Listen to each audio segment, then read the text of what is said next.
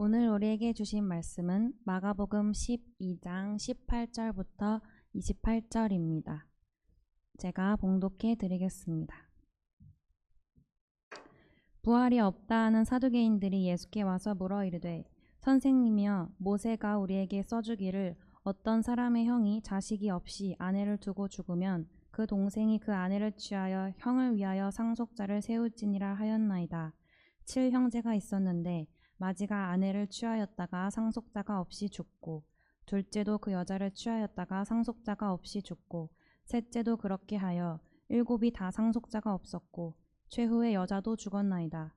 7사람이 다 그를 아내로 취하였으니 부활 때 곧 그들이 살아날 때에 그 중에 누구의 아내가 되리이까? 예수께서 이르시되 너희가 성경도 하나님의 능력도 알지 못함으로 오해함이 아니냐. 사람이 죽은 자 가운데서 살아날 때에는 장가도 아니가고 시집도 아니가고 하늘에 있는 천사들과 같으니라. 죽은 자가 살아난다는 것을 말할진대 너희가 모세의 책 중 가시나무 떨기에 관한 글에 하나님께서 모세에게 이르시되 나는 아브라함의 하나님이요 이삭의 하나님이요 야곱의 하나님이로라 하신 말씀을 읽어보지 못하였느냐. 하나님은 죽은 자의 하나님이 아니요 산 자의 하나님이시라. 너희가 크게 오해하였도라 하시니라. 아멘. 한호신 총장님께서 말씀 전해주시겠습니다.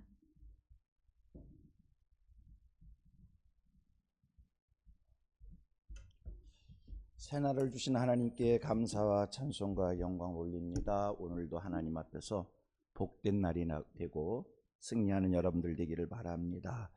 자, 오늘 본문이 마가복음 12장 18절이야 27절, 어제도 본문을 읽었던 말씀이고요. 내일 한 번 더 오늘 본문 조금 더 살피도록 하겠습니다. 제가 마가복음 강해를 쭉 하고 있고, 이 마가복음을 통해서 목회 어떻게 할 것인가 라고 하는 우리의 목회에 적용해서 말씀을 드리고 있습니다. 그러나 여러분들 잘 알고 계시죠? 매절 한 절 한 절을 말씀을 풀어서 설명하면서 목회에 적용을 하고 있습니다. 잘 마음에 새겼으면 좋겠어요. 어제는 이런 주제의 설교를 했어요. 목회, 우리 목사들을 두고 하는 얘기예요. 성경에 정통해야 한다. 성경에 정통하지 못하면 오늘 본문 속에 사두개인들이 예수님에게 찾아와서 질문을 해요. 이 질문은 성경을 근거한 질문인데, 그들이 성경을 잘 알기는 알았지만 잘 못 알았기에, 성경에 대해서 예수님 표현대로 오해를 했기에 예수님을 시비하는, 공격하는 그런 질문을 하게 되는 겁니다. 성경을 바로 알아야 됩니다. 성경을 잘 알지 못하면 우리는 설교하는 사람들이잖아요. 그리고 성도들을 하나님 앞에 인도해야 될 사람들이잖아요. 곁길로 가는 사람들 바르게 인도할 수 없습니다. 성경을 잘 알아야 합니다. 성경에 정통해야 합니다. 해서 어저께 우리들이 성경에 정통하려면 필수니까 신학 공부를 잘 해야 된다라고 하는 그런 말씀 여러분들에게 어제 드린 기억이 있습니다. 자, 오늘 말씀의 연결을 위해서 오늘 본문 속에서 사두개인들이 예수님에게 찾아와서 질문을 한 그 질문 내용이 무엇입니까? 잘 알지요? 7형제가 있었는데 맏아들이 한 여인과 결혼했어요. 상속자를 남기지 못하고 죽었어요. 그래서 둘째가 상속자를 위해서 형수하고 결혼했어요. 그런데 또 상속자를 남기지 못했어요. 셋째가 결혼했어요. 또 상속자를 남기지 못했어요. 그렇게 해서 7형제랑 다 결혼을 했는데 나중에 부활했을 때 이 여인이 누구의 아내가 되느냐라고 하는 이 질문입니다. 이때 예수님께서 너희들이 뭐라고 얘기를 해요? 성경도 하나님의 능력도 알지 못함으로 오해를 한다라고 하시면서 부활 후의 상태를 말씀해 주고 있습니다. 여러분, 우리 기독교는 부활을 믿습니다. 같이 고백하면 나는 부활을 믿습니다. 2000년 전 예수님께서 죽음에서 부활하신 것처럼 우리도 그날에 마침내 부활케 되어질 거예요. 부활을 믿습니다. 자, 중요한 게 있어요. 부활을 믿는데 부활 후에 우리의 상태가 어떤 상태의 모습으로 부활케 되는가, 오늘 성경에서 예수님이 말씀을 주고 있어요. 성경 몇 곳을 읽도록 하겠습니다. 제가 24절 읽으면 여러분들이 25절부터 쭉 읽기를 바랍니다. 아니, 25절만 읽으세요. 제가 24절 읽으면, 예수께서 이르시되 너희가 성경도 하나님의 능력도 알지 못하므로 오해함이 아니냐. 시작. 사람이 죽은 자 가운데서 살아날 때에는 장가도 아니가고 시집도 아니가고 하늘에 있는 천사들과 같이 부활 후의 상태가 어떤가요? 이 사람이, 사두개인이 예수님에게 찾아왔어요. 7 형제와 결혼했는데 누구의 아내가 됩니까? 예수님 말씀합니다. 부활 후의 상태가 뭐라고요? 장가도 아니가고 시집도 아니가고 하늘에 있는 천사들과 같으니라.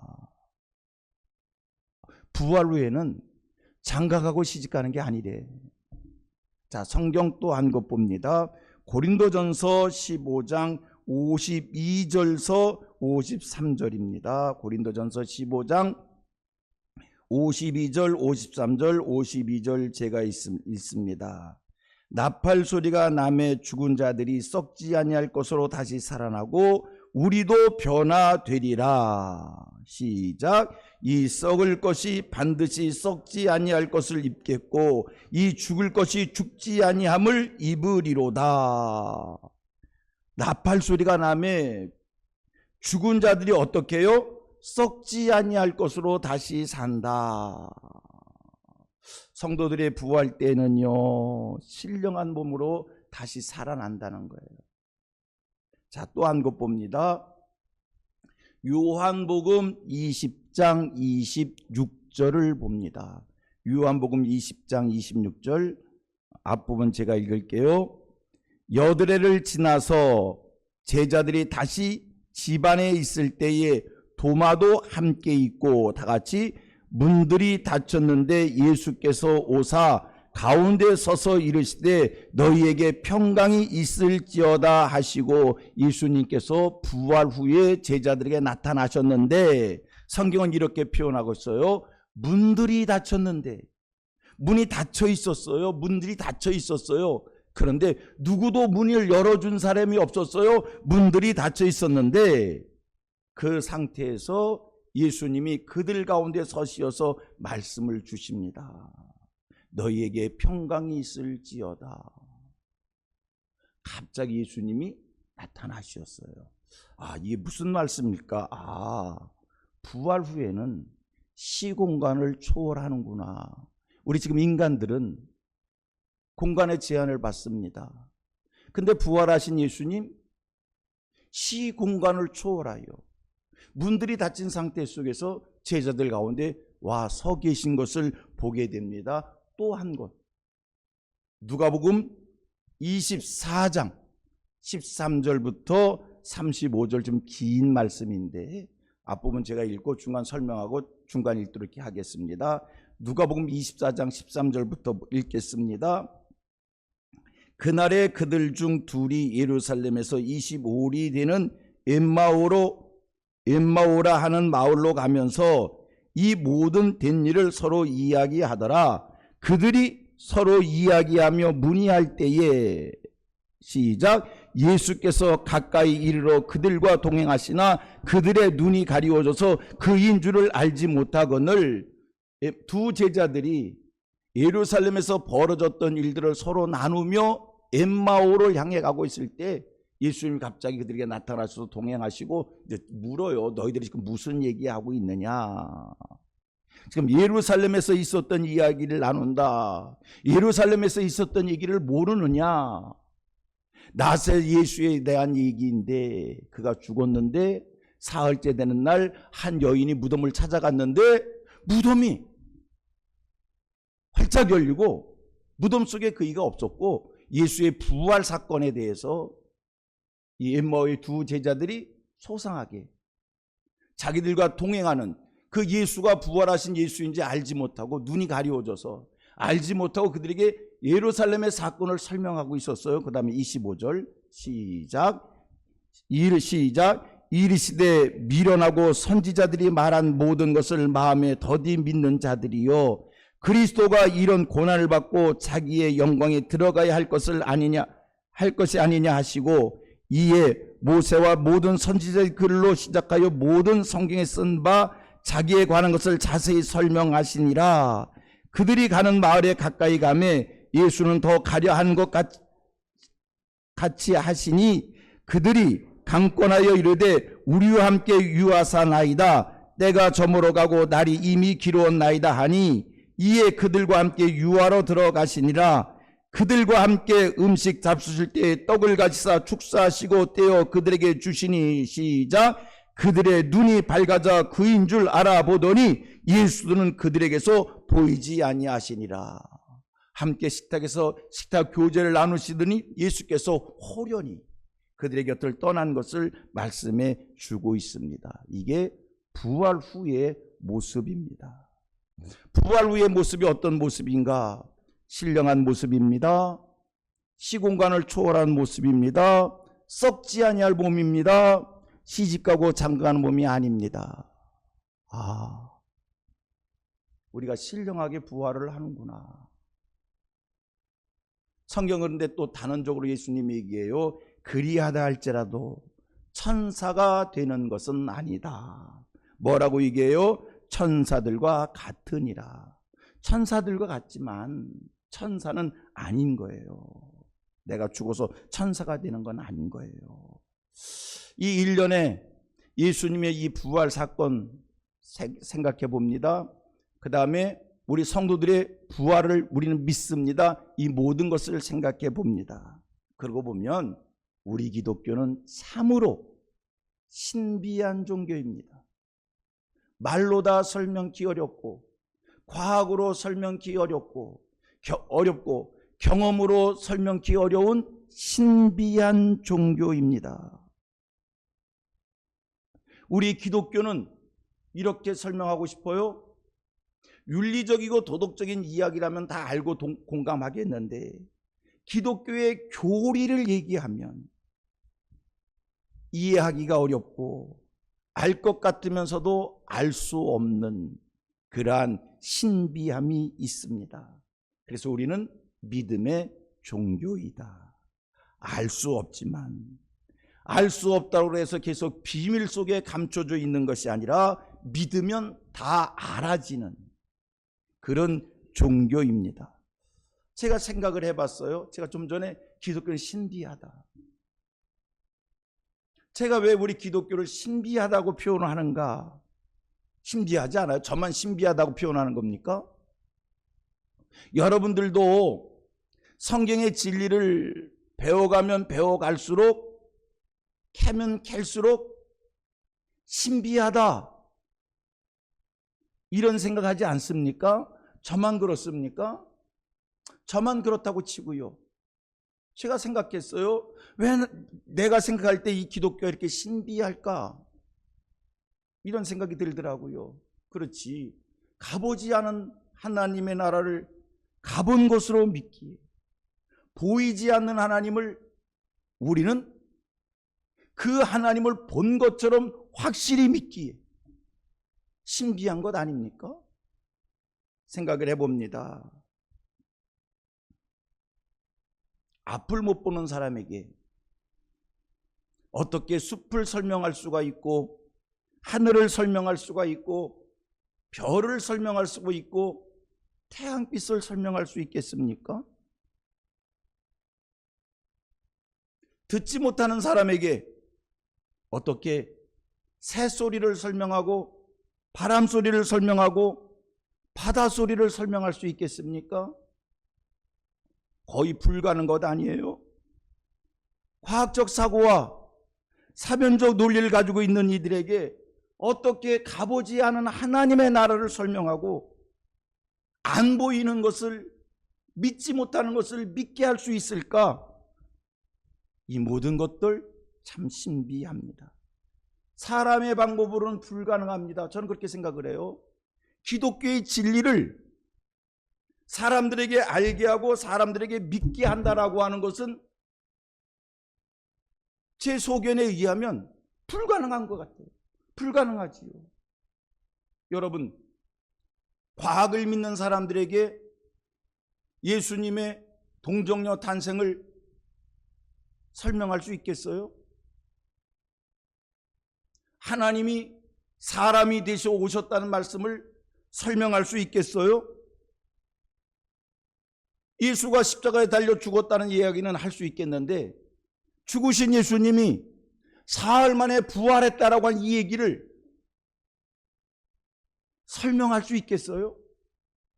그리고 내가 설명한 것을 그로 하여금 믿게 할 수 있겠어요? 아니, 천국과 지옥에 대해서 우리가 어떻게 설명할 수 있겠습니까? 그런데 우리 목사는 이 신비한 만 가지의 일들을 사람들에게 말해야 하고 그들로 알아듣게 하고 그들로 믿게 해야 합니다. 어떻게 기독교의 만 가지의 신비한 것들을 우리가 그들에게 가르칠 수가 있고 알게 하게 하고 믿게 할 수 있겠는가? 중요한 게 있어요. 체험입니다. 우리가 체험하면 내가 체험을 한 확신이 있기에 설명기 어려운 것을, 말하기 어려운 것을, 증명하기 어려운 것을 우리가 당당하게, 자신있게, 담대하게 전하면서 설명하면서 믿으라고 하게 될 줄로 믿습니다. 그러므로 이 신비한 일들을 세상 속에 전해야 될 우리들에게 무엇보다도 어떤 것보다 중요한 것이 체험인 줄로 믿습니다. 저와 여러분들에게 기독교의 진리가 체험되어지기를 원합니다. 여러분, 천국 있습니까? 있습니다. 가봤습니까? 못 가봤습니다. 그런데 우리는 천국이 있는 것을 믿고 가본 사람처럼 그 천국을 증거합니다. 천국은 이렇다가 아니라 천국은 이렇다라고 말합니다. 어떻게 그렇게 말할 수 있습니까? 배워서입니까? 들어서입니까? 체험했기 때문입니다. 가보지 않은 하나님의 나라를 오늘 우리는 체험할 수 있습니다. 성육신 하신 예수 그리스도를 우리는 신앙의 과정 속에, 신앙 생활 속에, 삶의 자리에서 우리도 하나님의 능력을 체험하여 믿게 되어지는 겁니다. 예전에 우리 한국교회 교계에 이성복 목사님이라고 유명한 부흥사가 계셨어요. 외정시대 때 이분이 일본 순사들한테 붙잡혀 갔대요. 감옥에 갇혔대요. 두들겨 맞으면서 고문당하면서 천국 있냐고, 있다라고 일본 순사가 얘기하더래요. 있으면 보여달라고. 그랬더니 이성복 목사님이 봐라 하면서 자기 가슴을 활짝 열어줬겠다는 겁니다. 내 안에 천국이 있다. 천국을 보여달라고 하는 그들에게 천국의 체험이 있었던 그분이기에 천국이 여기 있다는 거예요. 여러분, 체험의 신앙이 오늘 우리들에게 충만해지기를 원합니다. 체험하셔야 됩니다. 성경 찾아봅니다. 누가복음 17장 20절 21절. 천국을 보여달라는 이들에게 우리의 체험이 있기에 하나님의 나라는 이렇다라고 말할 수 있는 것 아닙니까? 시작. 바리새인들이 하나님의 나라가 어느 때에 임하나이까 묻거늘 예수께서 대답하여 이르시되 하나님의 나라는 볼 수 있게 임하는 것이 아니래요. 또 여기 있다 저기 있다고 못하리니 하나님의 나라는 너희 안에 있느니라. 너희 안에 있느니라. 이 말씀이 여러분들에게 체험되어져 내 안에 하나님의 나라를 이루어 그 하나님의 나라를 담대히 전할 수 있는 성경 또 한 곳 봅니다. 로마서 14장 17절입니다. 시작. 하나님의 나라는 먹는 것과 마시는 것이 아니요 오직 성령 안에 있는 의와 평강과 희락이라. 다시 반복합니다.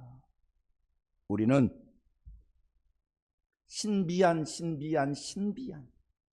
기독교의 진리를 하나님의 말씀을 가르치는 이들이고 설교를 해야 될 사람들입니다. 여러분, 기독교의 진리를, 복음을, 하나님의 말씀을 증거할 때 확실하게, 확신 있게 전할 수 있는 하나님의 사람들 되기를 바랍니다. 그것은 배워서가 아니라 들어서가 아니라 뭐라고요? 체험의 신앙을 갖는 하나님의 사람들 되기를 바랍니다. 분명한 사실이 있습니다. 복음이 전해지는 곳에는 필연적으로 성령의 역사가 따릅니다. 성령의 역사가 나타납니다. 복음을 전할 때 우리는 필수적으로 해야 되는 말이 있습니다.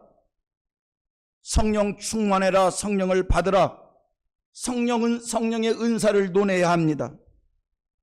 성령의 역사는 신비함 그 자체입니다. 여러분, 어떻게 무엇으로 성령을 증거하시렵니까? 성령의 역사를 말씀하시렵니까? 배워서입니까? 들어서입니까? 여러분들이 성령의 능력을 체험하시어서, 여러분들에게 성령의 은사가 충만하시어서 내가 체험한 그 성령을 성경 말씀 속에서 증거할 때에, 성경 말씀을 내가 체험한 그 체험 속에서 증거할 때에 그 성령의 역사가 능력 있게 나타나게 될 줄로 믿습니다.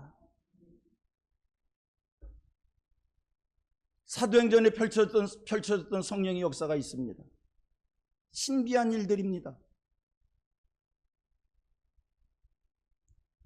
오늘 우리가 그 성령을 체험하지 않으면 사도행전에 나타났던 신비한 역사를 설명할 수가 없습니다.